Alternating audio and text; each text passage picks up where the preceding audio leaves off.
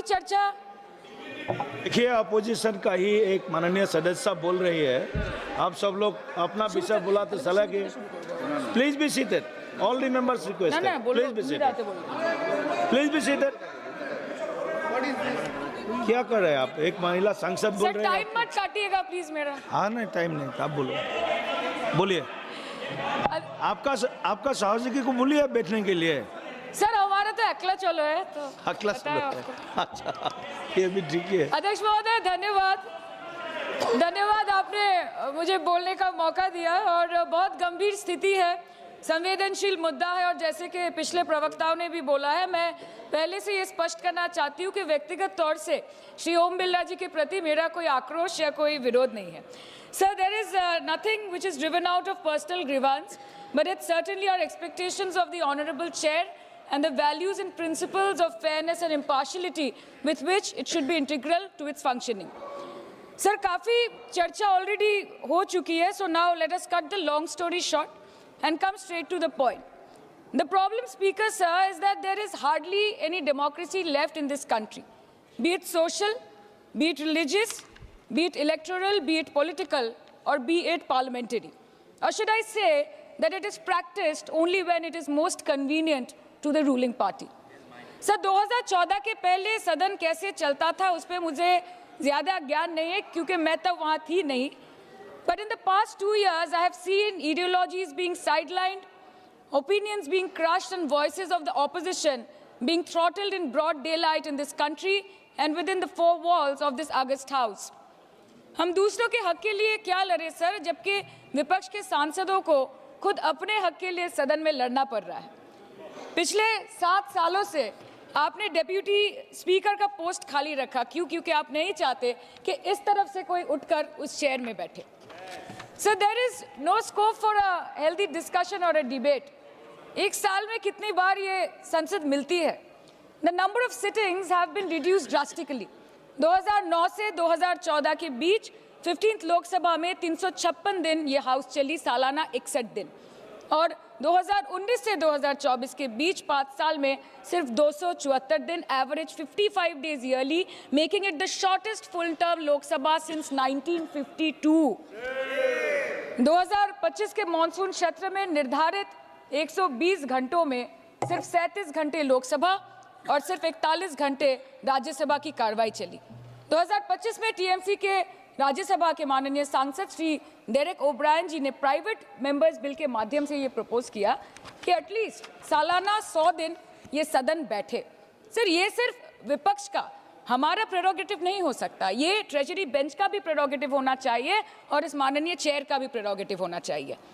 Sir, parliament चलाने में हर minute 2.5 lakh रुपए खर्च होते हैं, हर मिनट 2.5 लाख रुपए खर्च होते हैं।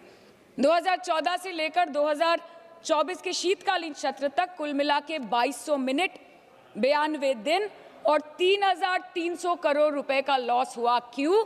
क्योंकि आप नहीं चाहते थे कि महत्वपूर्ण विषयों पर चर्चा हो।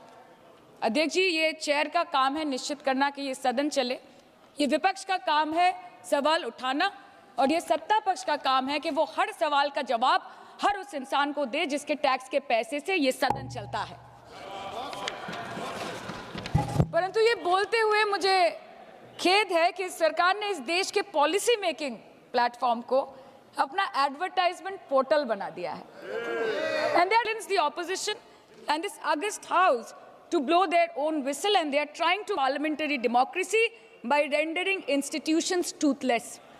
सर, सीएजी रिपोर्ट्स बनना बंद हो गई है। The number of CAG reports tabled in parliament has reduced from 53 in 2015 to merely 18 reports in 2023. Public accounts committee का काम क्या है सर? अगर रिपोर्ट्स ही नहीं बनेंगी, टेबल्ड ही नहीं होगी, तो पब्लिक अकाउंट्स कमेटी में जाएंगे कैसे, स्क्रूटिनी भी कैसे होगी? How will the parliament and the people of this country know about the irregularities, the wasteful spendings, inefficient contract management and substandard project implementation taking place in this country every day in each department? You have completely eliminated the concept of transparency and accountability. The BJP government merged the 92-year-old independent railway budget with the union budget 2017. जब हमारी honourable CM माननीय ममता बनर्जी यहाँ की railway minister थी, तो तब पूरे देश के लोगों को अवगत करती थी कि रेलवे के क्षेत्र में इस देश के किस कोने में क्या काम हो रहा है, चाहे वो स्टेशन हो नए नए या नए रेल हो या फिर नए कितने सारे इंजन्स बने, कितने सारे रेलवे की गिनती बढ़ गई कोचेस की, सबको पता चलता था। और आज यूनियन बजट में रेलवे जैसे एक इम्पॉर्टेंट कमोडिटी जिसके साथ देश के 20 से 30 करोड़ लोग ऑन अ डेली बेसिस जुड़े हुए हैं, उसका शब्द, उसका नाम तक लिया नहीं जाता। आप ओवरनाइट रात के 12 बजे 1 बजे बिल्स लेकर आते हैं, और सामान्य बिल्स नहीं सर, बिल्स जो लोगों का वर्तमान और उनके भविष्य के साथ डायरेक्टली जुड़े हुए हैं। फार्म लॉज, वक़्फ़, BNS, the Constitution 13th Amendment Bill 2025, which says removal of ministers on detention, changing Manrega to VBG Ramji, and you expect us to read, research, review, and rise to speak on it within 12 hours of it being brought? Sir, these bills, these legislations require attention to detail. They need to be thoroughly researched. Sir हम करें भी तो करें क्या, जाए भी तो जाए कहाँ? आधे से ज्यादा बिल तो इस सदन में बिना चर्चे के पास हो जाता है। Sir, over the last 10 years, more than 67% of the budget has been guillotined. Between 2019 and 23, about 18% of the union budget was voted out on without discussion. In 2023, the entire union budget, and in 24-25, 89% of the budget was passed without discussion. एक साल चुप बैठने के बाद opposition के दबाव में आकर आप मणिपुर पे चर्चा करने पर मजबूर हुए, और किया भी तो कब? रात के 2 बजे जब देश सो रहा था। आप चाहते हैं कि हम ये सब देखें और इस सदन में चुप रहे। बंगाल के हक का 2 लाख करोड़ बाकी है। हर दिन कोई नया कमीशन, कोई नई एजेंसी आ जाती है राज्य सरकार और रूलिंग पार्टी को डिस्टर्ब करने। इलेक्शन कमीशन के बलबूते पर लाखों करोड़ों वोटरों का नाम काट रहे हैं आप, और आप बोलते हैं कि हम इस सदन में आवाज ना उठाएं, इसका विरोध ना करें। आज SIR के चलते पूरे देश में 150 से ऊपर लोगों की मौत हो गई। BLOs ने आत्महत्या कर ली। आम आदमी को चिंता से, डर से दिल का दौरा आ गया। 105 साल की बूढ़ी माई से लेकर व्हीलचेयर पे बैठा एक विकलांग भाई तक, गर्भवती महिलाओं को हियरिंग के लाइन पे घंटों दर घंटे आपने खड़ा करके रखा। मतदाताओं के पहचान को, इस देश के मतदाताओं के पहचान को, 100 साल से इस देश को अपना घर, इस धरती को अपनी माँ समझने वाले, हर धर्म, हर समुदाय के लोगों के आत्मसम्मान को दिन दहाड़े अपने पैरों तले कुचलने का काम किया है आपने, और आप कहते हैं कि हम विरोध ना करें और हम चुप बैठे।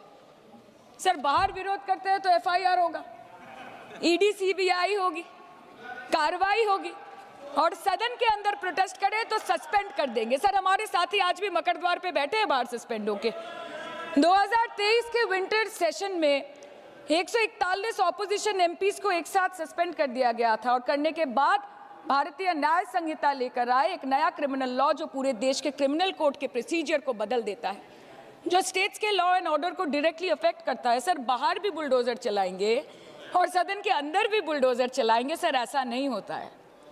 ये ताकत की बुलंदी भी पल भर का तमाशा है सर, कि ये ताकत की बुलंदी भी पल भर का तमाशा है। जिस डाल पे बैठे हैं वो टूट भी सकती है, जिस डाल पे बैठे हैं वो टूट भी सकती है। इसलिए ख्वाब जरूर देखिए, लेकिन ख्वाबों में घर बना के रहने की गलती मत कीजिएगा। सर आज 303 से ज्यादा MP आपके हैं, 2000 से ऊपर MLA आपके हैं, 21 राज्य आपका है। हर डिबेट, हर डिस्कशन, हर बिल पे बोलने के लिए 70% वक्त आपको मिलता है। मीडिया आपका, सब उनका है। हम अपने लीडर का नाम 1 से ज्यादा 2 बार बोले तो हम पे रोक लगाई जाती है, और ट्रेजरी बेंच वाले वहां बैठ के पार्टी का नारा लगाते हैं और अपने नेता मंत्रियों का नाम जपते हैं, तो तब सब ठीक है सर, कोई प्रॉब्लम नहीं है। सर इस सदन का कैमरा, बहुत मेरे साथी बोल रहे थे कि कैमरा भी ये सब देख देख के कॉम्प्रोमाइज हो गया। बोलते हमें दिखाता आप लोगों को है। माइक जब हमारी बातें खलने लगे तो माइक ऑटोमेटिकली ऑफ हो जाती है। सर ये पता है सबको। मैगजीन दिखाना, किताबों से कोट करना राहुल जी, अखिलेश जी, अभिषेक जी को अलाउड नहीं है, पर ब्लू आइड बॉय को अलाउड है सर, अलाउड है सर। मैं नाम नहीं ले रही हूँ, अच्छी बात बोलिए। आप सही कहते हैं सर कि देश देख रहा है, देश सच में देख रहा है कि कैसे ऑपोजिशन आह भी करती है तो हो जाती है बदनाम, और वो कत्ल भी करते हैं तो चर्चा नहीं होता।